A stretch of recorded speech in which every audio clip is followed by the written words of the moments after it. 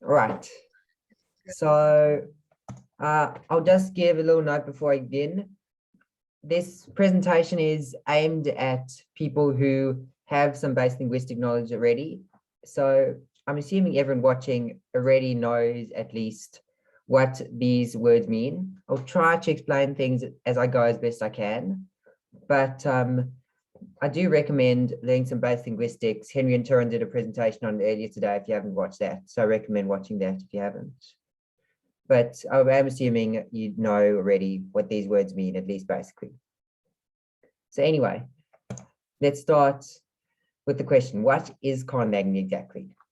So for those of you not familiar with the term, conlang is just another name for a constructed language. It's a language which didn't evolve naturally, but it was created artificially and consciously by humans, usually for some specific purpose. And conlanging is then just the art of constructing languages. It's the art and process of actually making a new language artificially. And I mean, your first reaction to this, if you're not familiar with it, might be, well, why would you do such a strange thing? I mean, what's the point in making a language which no one talks about except yourself? But I mean, there's plenty of reasons why you might want to do it. Some people, especially if they're writing like a science fiction or fantasy book, are making a fictional world. They might want to make a new language to, suppose, fill out the world a bit. They might want to use it in a book. Some people have philosophical ideas they want to explore, and they do it by making a language. You might have heard of Esperanto. Esperanto was created to help people communicate. Its creator decided that the people who spoke different languages couldn't communicate, so he made a simple language himself, which everyone could speak, and that's had some success. But I mean, for me personally, the reason I conlang is just because I enjoy it. I love languages, I love linguistics, and for me, making languages is just a really fun way of taking everything I've learned about languages and all the cool mechanisms they use and putting it into something creative that I can then show to other people. So it's just really fun. And I mean, I'm not the only one who finds it fun.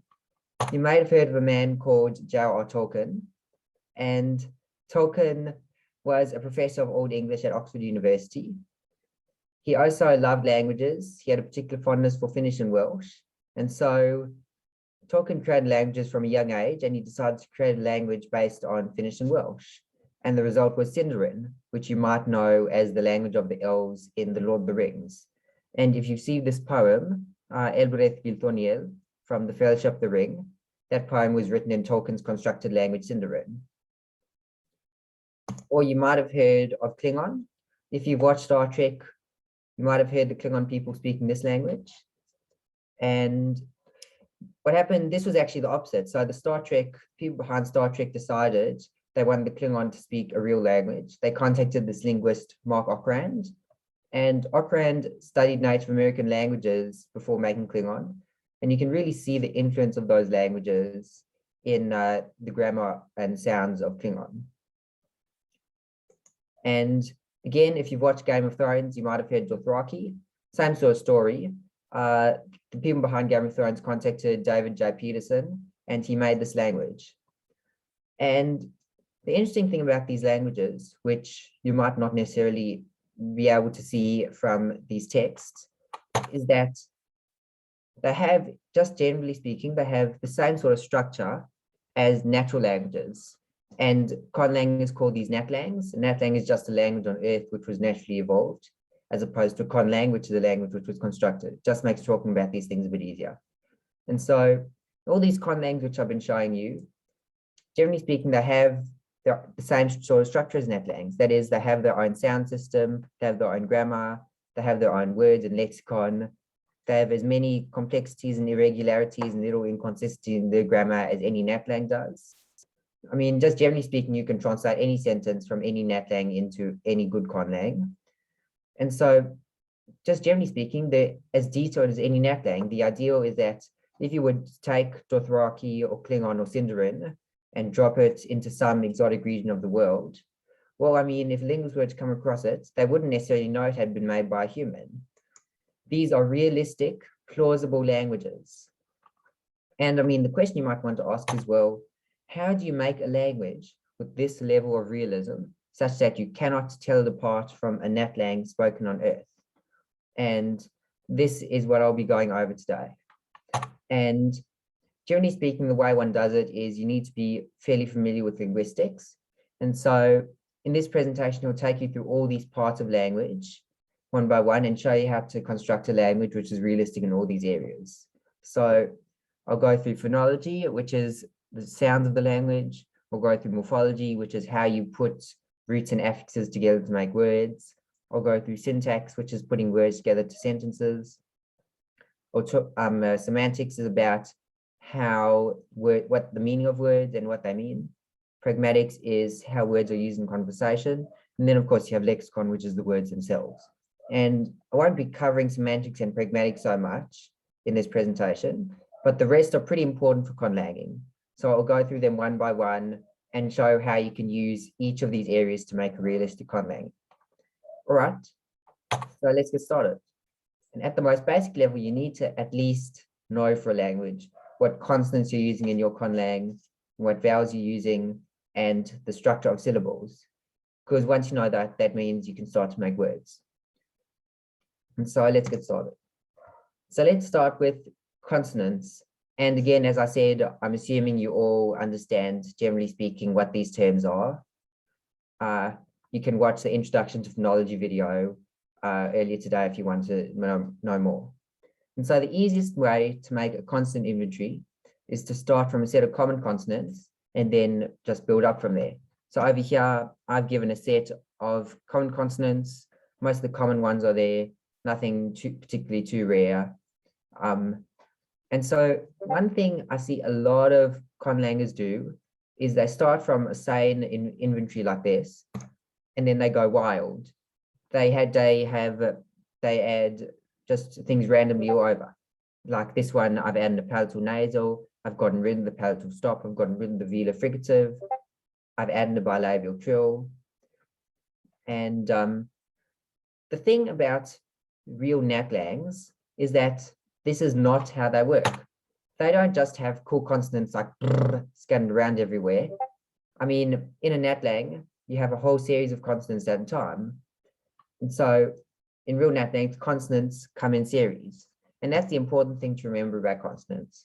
So let's go back to our original set of consonants and see what I mean. So let's say I've seen we have a couple of palatals over here, and I want to add more palatals. But remember, consonants come in series. So I won't just add one palatal consonant like I did in the previous slide.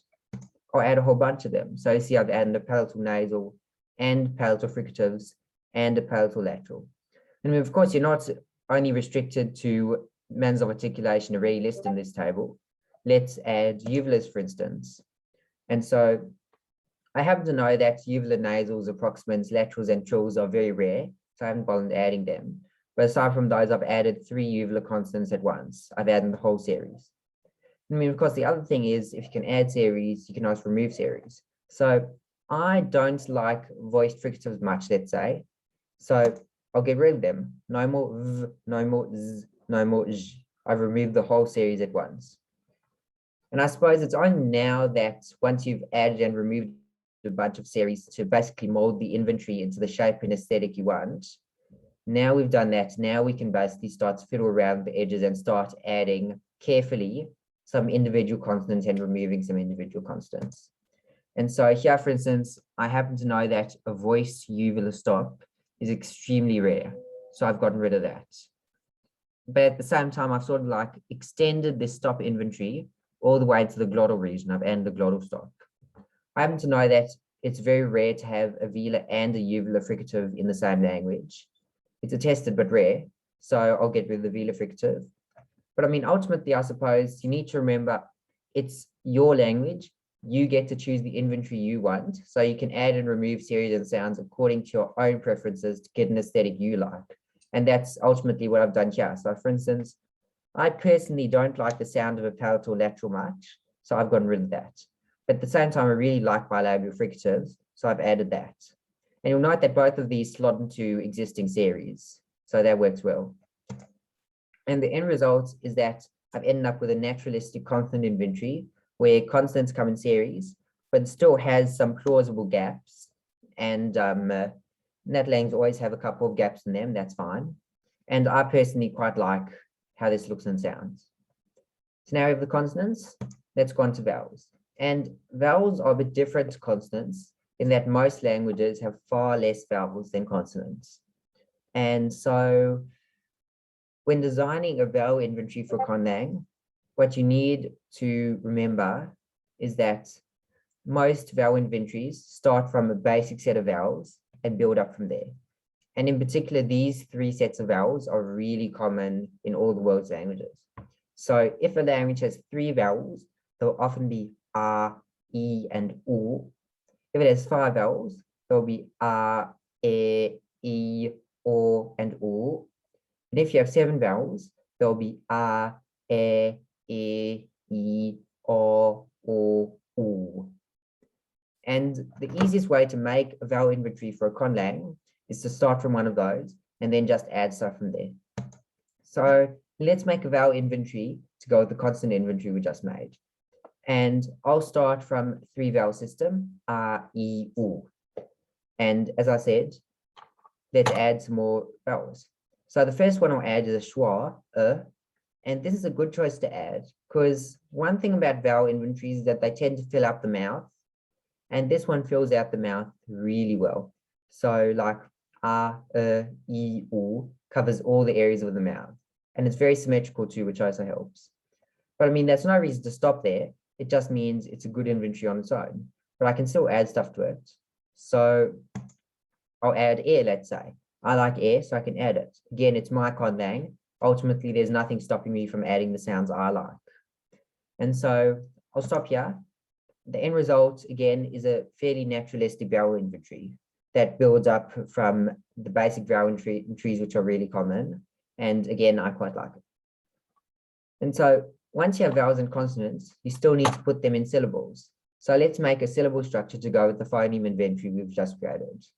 And so the structure of a syllable is generally a bunch of consonants at the beginning, the onset, then a vowel in the middle, the nucleus, and then a bunch of consonants at the end, which are coda. So in this word skipped, the onset is sk, the nucleus is I, and the coda is pt. And the important thing to remember is that the onset and coda are optional and generally vary across languages, but all syllables have a nucleus of some sort. And so there's a huge range of syllable structures which are available. English is actually on the complicated side of things. And so the simplest one, of course, is just consonant then a vowel for each syllable. The onset can only be one optional consonant. The coda is empty. There's no coda in Maori. So you get lots of words like mehe mehea, e tika, ana tana, tohu tohu. And so it's consonant vowel, consonant vowel, consonant vowel, vowel, vowel, consonant vowel, consonant vowel, very simple. Hausa is a bit more complicated. In Hausa, codas are now allowed, but they can still only be one consonant. So I get syllables such as mun and is and bar that would be forbidden in Maori.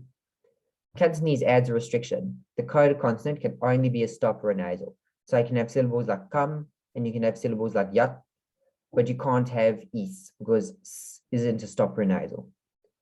Then, of course, you can add consonant clusters. In Tagalog, you're allowed consonant clusters of two consonants in the onset, as long as the second consonant is one of these. So I can have dian, siah, pro, because they all satisfy this pattern.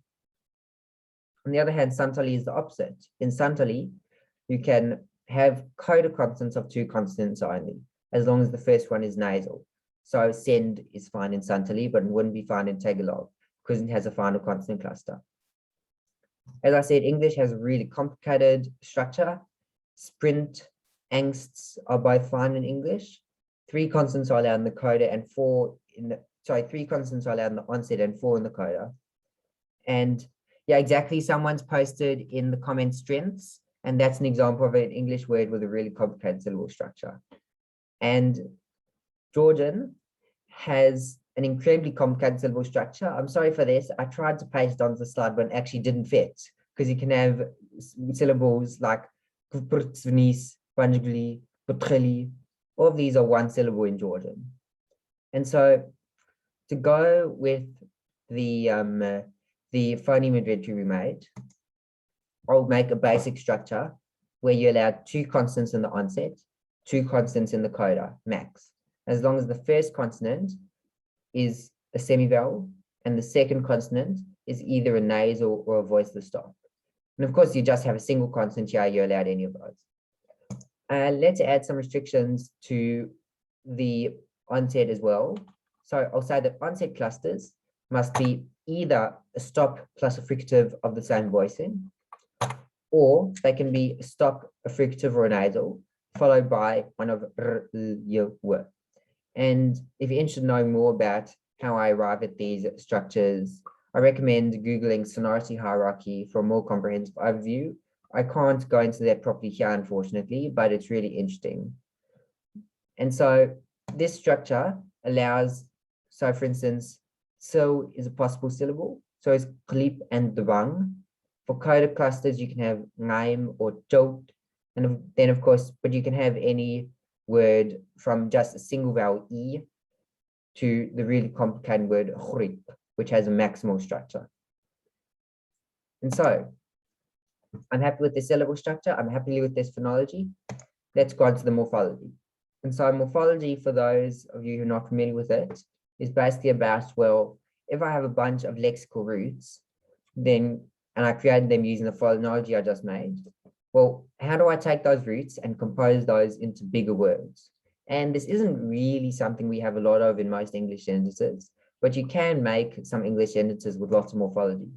And so we're talking about inflectional morphology specifically here, which means that each affix represents a specific grammatical category. So let's go over this sentence, which admittedly is somewhat contrived, but serves the purpose. My mother wasn't. N here represents negative polarity. Was is positive, wasn't is negative. Avoiding, well, to avoid is just an action, but avoiding means it's progressing. It's the progressive aspect. Apples, this one's easy. An apple is just one of them, but apples is plural. But she avoided, well, avoid is in the present, but avoided, the suffix id is a marker of the past tense. So I see here how each affix represents a grammatical category. And languages differ enormously in how much morphology they have. And so Lao is an example of a language with very limited inflectional morphology, or derivation morphology, in fact. And this sentence translates to, it's like I saw a vehicle running there, and you can see each word just stands on its own. There's no inflectional affixes added to any of them. Turkish is a bit more complicated. Each word has each word has 1 or 2 affixes attached to it. And I'll go over what exactly these all mean later on. Greenlandic is incredibly complicated. We call Greenlandic polysynthetic because one word in Greenlandic represents a whole sentence. This one word, which I won't attempt to pronounce, means if I should say he is a great entertainer. And so each suffix here represents something that in English is a separate word. And so in this presentation, I'll be focused on making conlangs of the Turkish type here, because that tends to be the most common sort of structure in the world's languages. And so it's the most common type of conlang as well that I see. I see lots of conlangs with this general sort of structure, so it's useful going over it.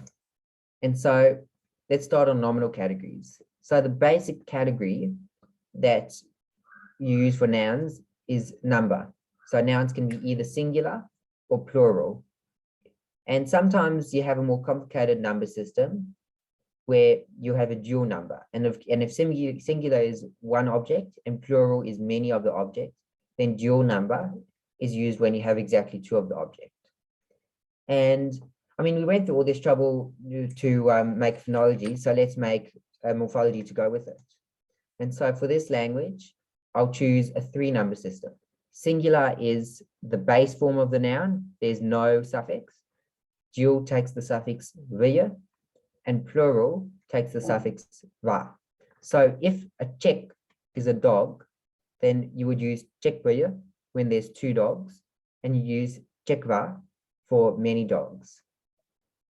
The other nominal category which you see a lot is case. And so case is basically the function of the noun in the sentence. And so if you look in Wikipedia or something, they'll list a huge number of possible noun cases, but really these are the main ones. A noun is in nominative and accusative case are the main cases which you find in a lot of languages. So you put a noun in nominative case if it's in subject position, and put a noun in accusative case if it's object position.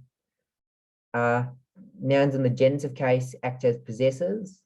Nouns in the dative case act as recipients. Nouns in the locative case act as locations. And nouns placed in the instrumental case are used as instrument, that is the tools to do something.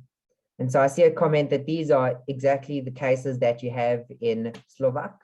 I didn't actually know this, but it's useful to know. Some languages do have all these cases, like Slovak, but a lot of other languages have fewer cases. And so for this language, I'll only use 4 cases: the nominative, the accusative, the genitive, and the dative.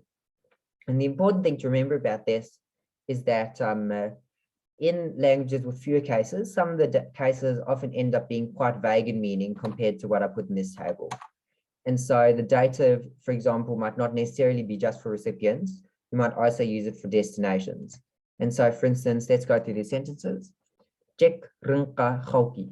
So if you say a check is a dog, a ring is a cat, and choki means it sees, then check, well, it doesn't have any affix attached to it, so it's in the nominative position. Nominative case is almost always just the basic form of the noun.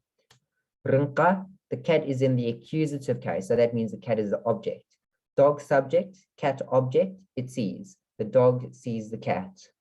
And then, of course, you can swap the nouns, but if you swap the subject and the object, the accusative, of course, doesn't swap. The accusative just stays on the new object. So if the cat is the subject and the dog is the object, the cat sees the dog. Ring chika choki. And of course, you can go even more complicated. If the word for me is da, the word for door is g, and nuki means it goes, then taya, me in the genitive, that is, I'm a possessor of the cat, ring, which is in nominative position, so it's the subject, g sing. Door is in the dative, so that might be to the door, it goes. Or that is, my cat, subject, goes to the door, destination. And so I can use cases to basically piece together with the functions of words in a sentence, which is why it's really useful. Now onto verbal categories. And the main one you'll obviously see in a lot of languages is agreement.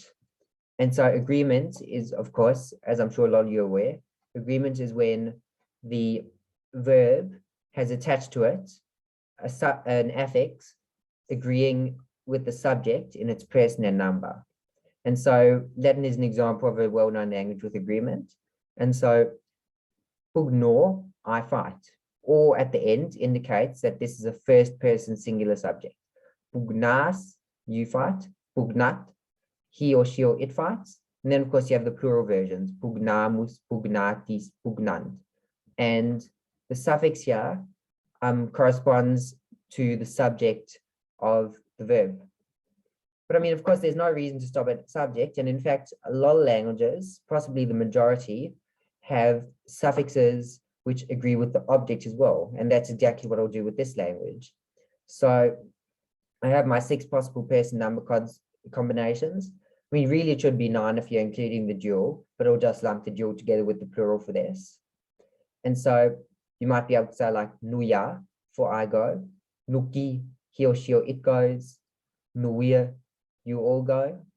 But then you can also agree with the object. So the single word choyao, well, ya is first person singular subject, wu is second person singular object. So I see you. And then of course, all these follow the same pattern. And one thing I'd like to highlight here for specifically conlanging relevance is that, I mean, I didn't just make up all these affixes randomly. I mean, there's certainly an element of them being random sounds to them, but there's lots of little inconsistent correspondences. So for instance, like the plural affixes are almost the singular affixes with a schwa at the end. Ya, yaya, u, we, ki, ch.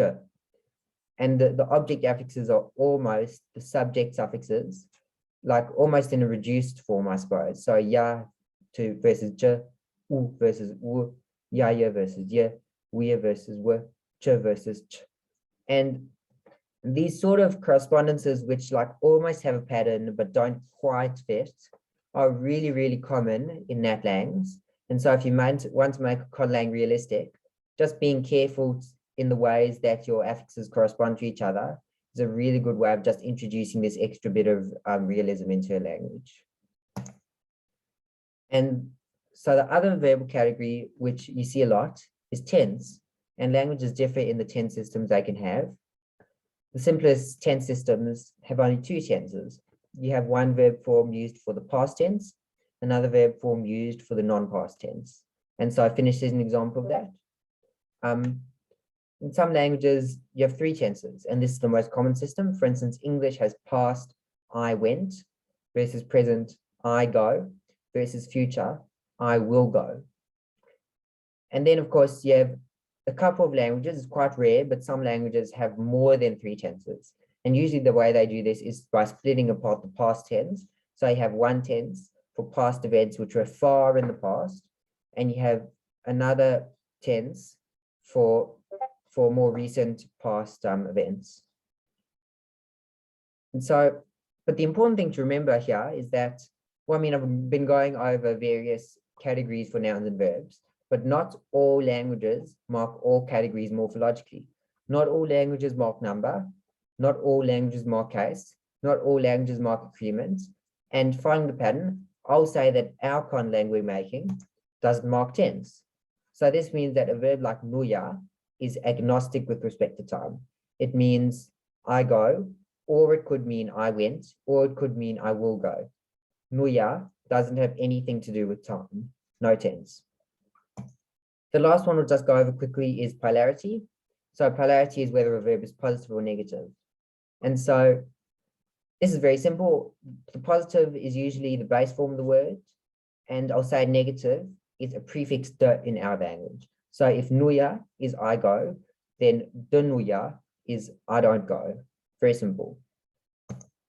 And so now that we've covered how to put affixes and roots together to make complete words, I'll talk about syntax. And syntax is a really big and complex topic. There's lots of ways to construct sentences, lots of really deep theory behind it. And of course, I only have, looks like I only have 5 minutes left, so I better hurry up. So I only talk in this presentation about basic word order. And as I said in the beginning, I'm assuming you all have at least some idea of what basic word order is. Just going back through it really quickly. In English, if a verb has a subject and an object, the subject goes first, the object goes last. I read a book. But in other languages, it's different. So this Hindi sentence, Maine kitab parhi, and I really do hope I'm not mangling that sentence horribly when I say it. Maine is the subject, kitab is the object. I book read for in a literal translation. So the word order is subject, object, verb. And there's 6 possible orders of subject and object and verb which you can use as your main word order. And so I've covered these 2. There's also verb, subject, object, and then there's the 3 really rare possibilities where object goes before subject. But then there's another object which isn't so much talked about, and that's free word order.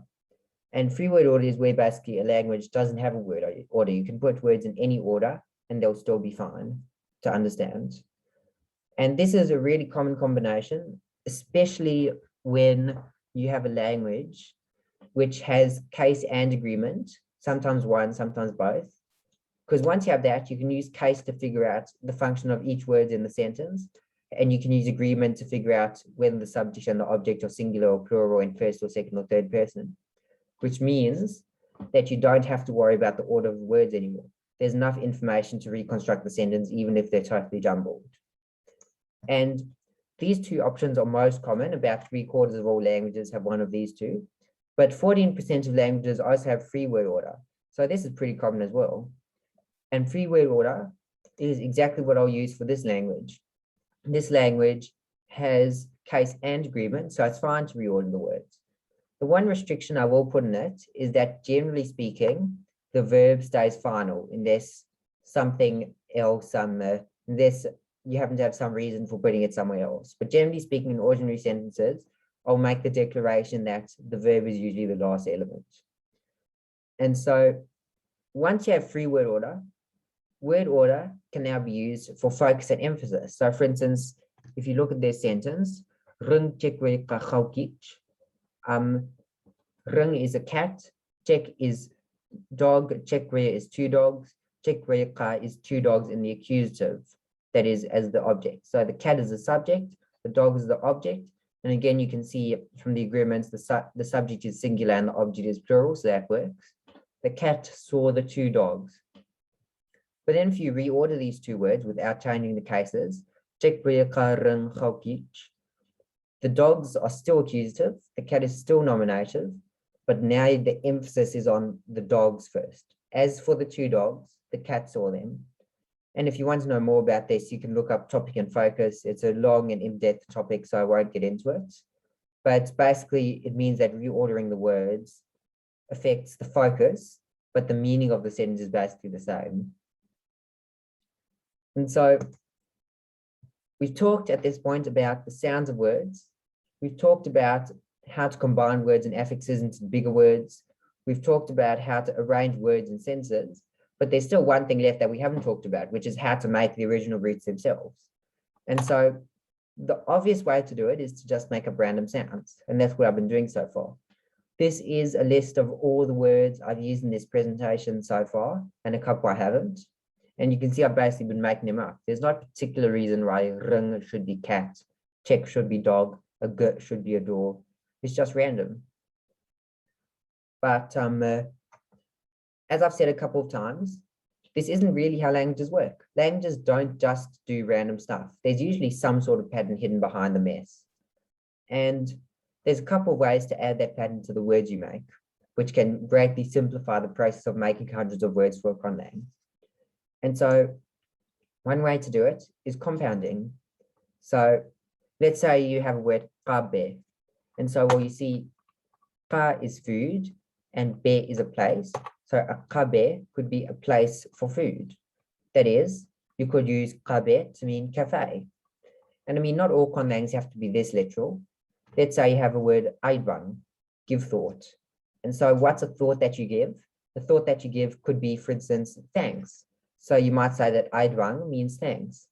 Well, gutso, this one's quite, I won't say metaphorical, but it's quite an indirect compound, I suppose. A gutso, you could be like a pull door. So this could be like, for instance, the sort of force you use to pull a door. Like if you imagine you have a stuck door and you're pulling and pulling and pulling and pulling it, and suddenly it goes free. A gutso could be that sort of strong force you need to pull open a door if you want to be creative. And the interesting thing about all these compounds I've talked about so far is that they have a modifier and a modified bet. So the head of this compound, for instance, is place. It's a place where you have food, a thought which you give, a pull you use for a door. But not all compounds have to be like this. And there's a subset of compounds called dvandva compounds.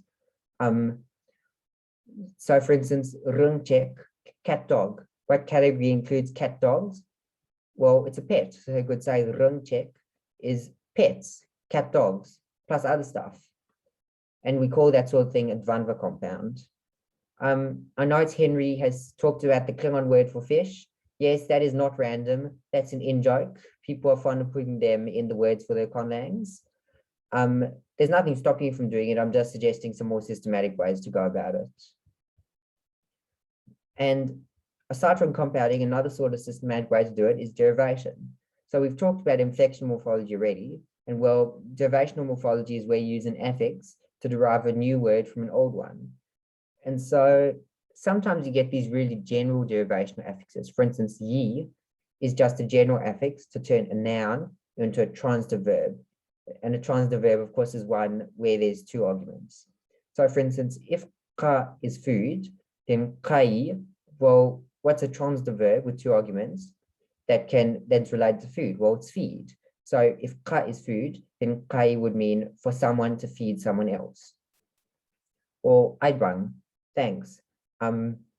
What's a transitive verb derived from aidrang? Well, it's aidrangi, to thank. And so you see, this is quite a general verbalizer, transitivizer, whatever you want to call it. It's quite general. You can apply it to lots of different words.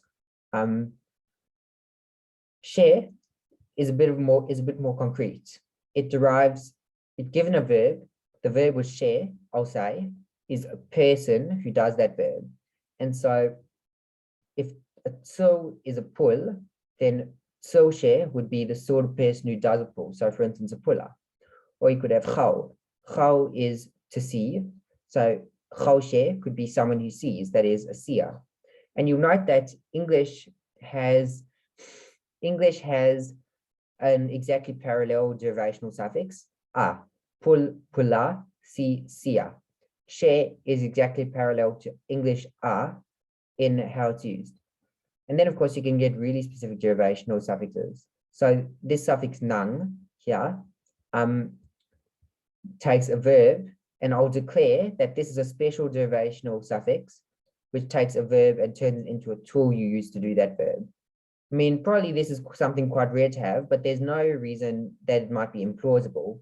So, for instance, if you take the word chao, then well, what's chaonang? What sort of tool, do you use to see? You see with glasses. So a chaonang might be a word for glasses. So, all right. Now let's recap at the end of the presentation. We've talked about how to make sounds and how to make a sound system. We've talked about how to make words over here. We've talked about how to make morphology and put it together with words. We've talked about syntax and how to build word into sentences. And so finally, at last, we have enough words to say a sentence like Aidrangi Yawa Khawshebaka. Thank you for watching. And I'll just note that if you're interested, you can go back through this presentation and try to decipher this and see how it's related to the English sentences. And so special thanks go to David Svee and Taryn Bolaji. So David Svee helped look through all these slides and organize them and made sure I was actually making sense. So thank you so much for that. And I have no idea how Taryn managed to coordinate all this across 4 time zones. So Aidwangria Aiyach to both of you. And I'll just note that I mean, in 30 minutes, you can only talk about so much. So I recommend looking at some other stuff if you're interested in conlanging. The best resource is undoubtedly Mark Rosenfelder's language construction kit. It's freely available online, or you can buy a longer book. The Conlang subreddit also has a really, really amazing resource collection, so I can go have a look at that. Do we have any questions? All right, if you have questions, raise your hand and I'll call on you. There's the little button at the bottom right corner of your screen. Should I just stop share now? If you want. Yeah, I'll just go back to the slides if anyone needs it. Or if I miss you, just put it in the chat and I'll get to it.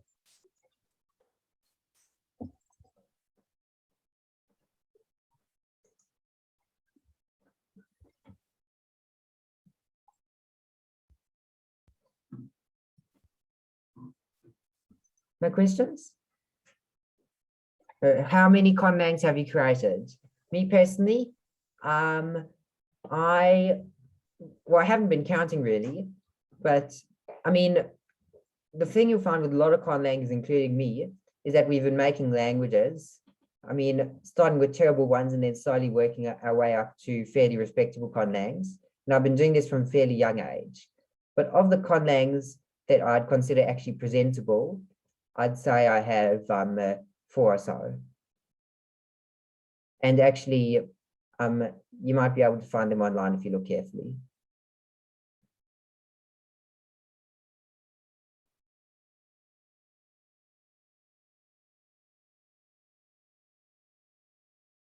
Anyone else?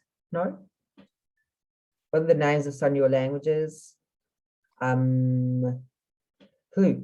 Yoshiki Jomnim and Wigizankan are the main ones. Oddly enough, and then there's one which I've had for a while but never got around to naming. I can be a bit indecisive sometimes with some of these things.